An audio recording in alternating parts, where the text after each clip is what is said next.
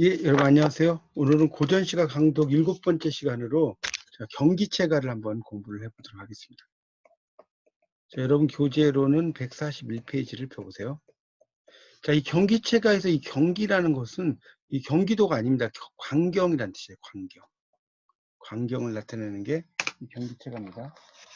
자, 경기체가의 경기라는 것은 광경을 의미한다라고 볼 수가 있겠습니다. 그래서 이제 거기 보면 이제 경기체가라는 것은 설명이 나오는데, 이 경기체가의 또 다른 명칭이 뭐냐면 경기하여가예요. 경기 어떻습니까? 이런 이야기니까. 자, 이게 같은 말이에요. 그래서 이 고려 말의 신흥 사대부에 의해서 지어진 한림별곡이 시작이라는 거죠. 그래서 이제 여러 작품들이 있다는 겁니다. 거기 이제 그래서 이제 그 한림별곡부터 보면 이 경기체가에서는 여러분이 한림별곡만 잘 아셔도 됩니다. 자, 한림별곡이라는 것은 이제 한림 제유, 한림에 있는 여러 유학자들이 지은 작품이라고 하죠. 제유, 여러 유학자들.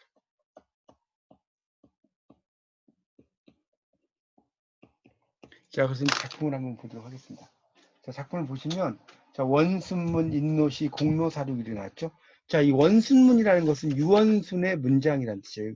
그 143페이지 각주를 좀 보시면서 들으세요. 유원순의 문장, 인노시. 자, 인노시라는 건 이인로의 시죠. 고려 전기의 아주 유명한 문신인 이인로. 그다음에 공로사륙, 이공로의 사륙 변녀문이라는 거죠. 사륙이라는 것은 사륙 변녀문이라고 볼 수가 있습니다. 일종의 이제 사륙 변녀문이라는 것은 이제 네 자씩 이렇게 가다가 6자로 가고, 4자씩 가다가 6자로 가고, 이런 것들이 이제 결합되어 있는 것을 사륙 변녀문이라고 하죠. 이 변녀문이라는 것은 뭡니까? 2마리씩 이렇게 말이 있어요, 말이. 넷이죠? 자, 이 말을 끄는 사람이 또 2명 있는 거죠. 그러니까 처음에는 네 글자로 갔다가, 그 다음에 6글자로 간다. 이런 이야기입니다. 그래서 중기대책, 여기 나왔죠. 광균, 경이, 양경, 시부라고 나왔어. 중기대책. 자, 그래서 춘기대책이라는 것은 이제 유춘기를 가리키죠. 유춘기의 대책문. 그 다음에 광군경이라는 것은 이렇게 이제 볼 수가 있겠죠. 유춘기의 대책문. 그 다음에 이제 광군경이는 민광균의 경서풀이, 양경시부는 김양경의 시화부, 이런 거죠.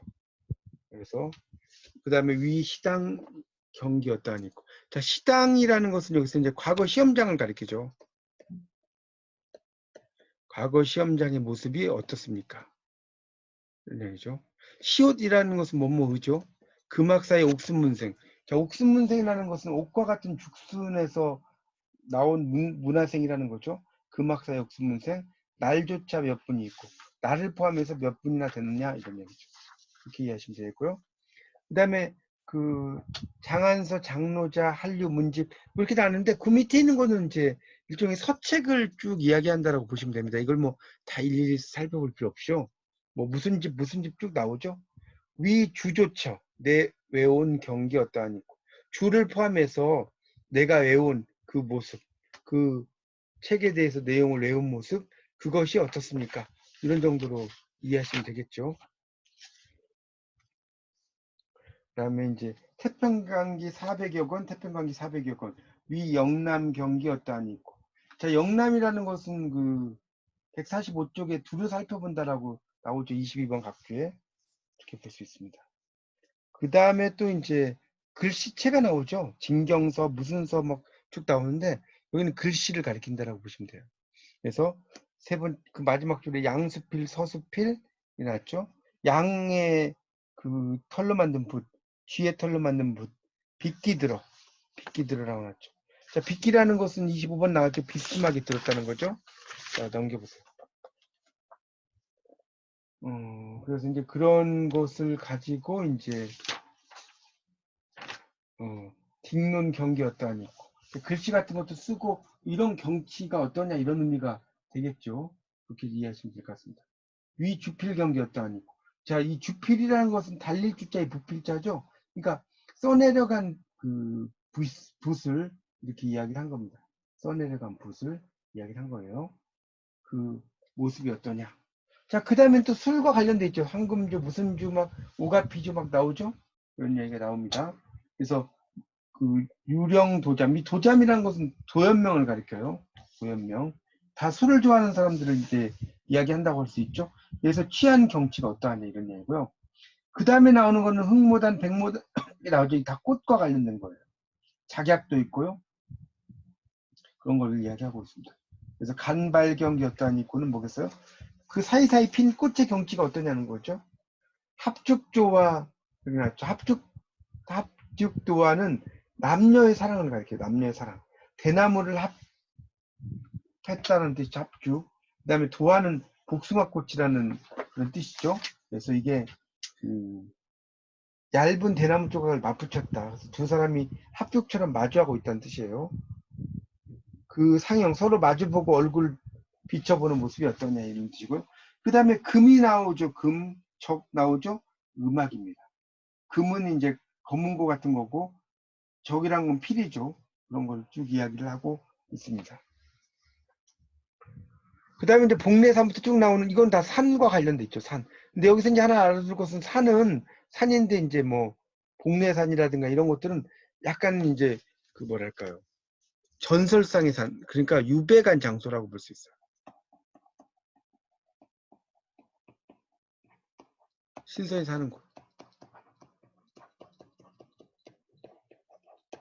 이렇게 볼 수가 있겠습니다.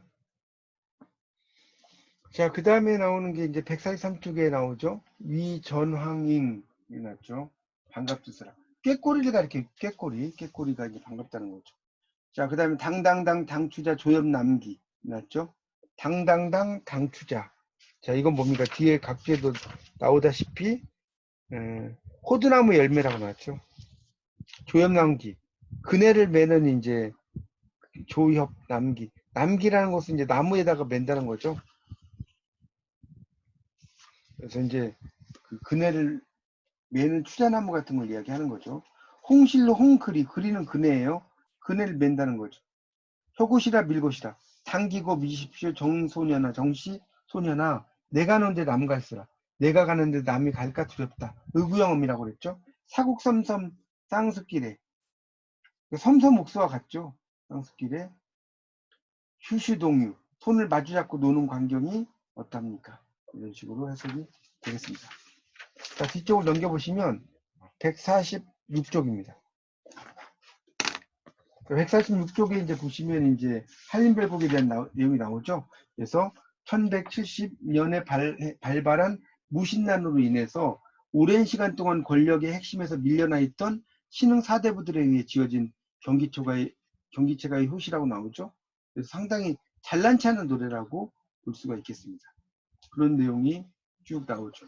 그래서 이제 147쪽을 보면 1장부터 3장까지는 이제 문인 서책 시작되죠. 노래를 이제 서책 노래하고 신흥 사대부의 일에 대한 정서 이런 걸 이야기하고 있습니다. 4장에서 6장까지는 술, 꽃, 음악에 대한 노래로 노래에 대한 정서를 또 표현하고 있다라고 나오죠. 7, 8장은 선기의 생활과 인간기의 사랑이죠. 그러니까 이제 그런 것을 이야기하고 있다고 할 수 있습니다. 자, 그 다음에 이제 관동별곡이라는 게 있는데 관동별곡은 여러분이 좀 알아두실 게 송강 정철의 관동별곡도 있어요. 정철의 관동별곡. 근데 이 정철의 관동별곡은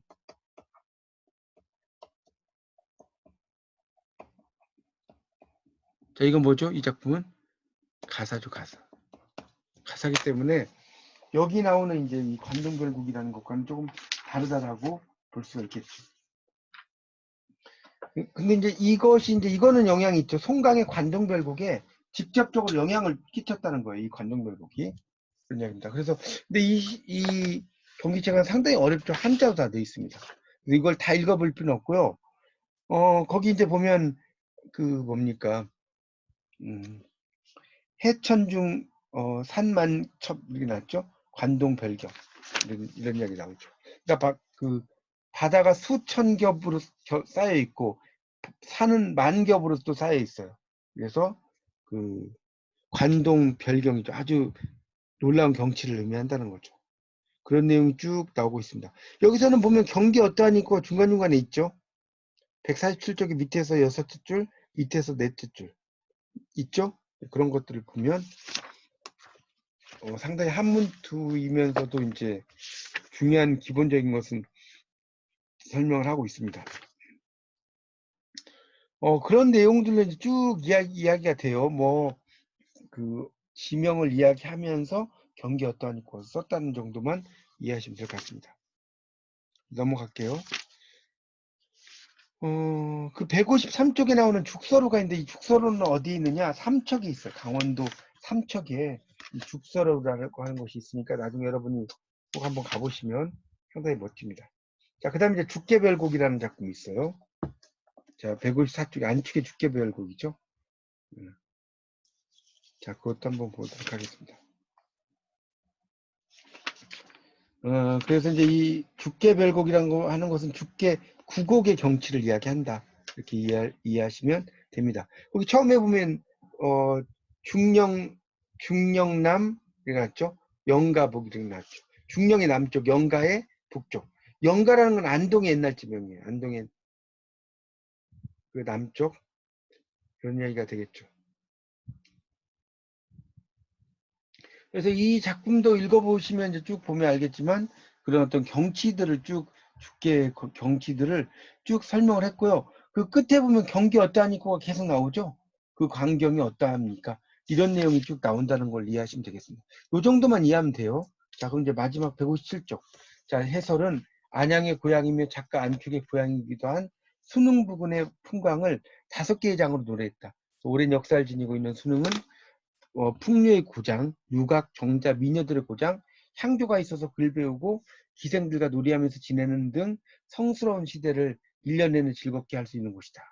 그래서 태평성대를 바라보는 선비의 모습을 잘 표현하고 있다. 라고 설명하고 있습니다.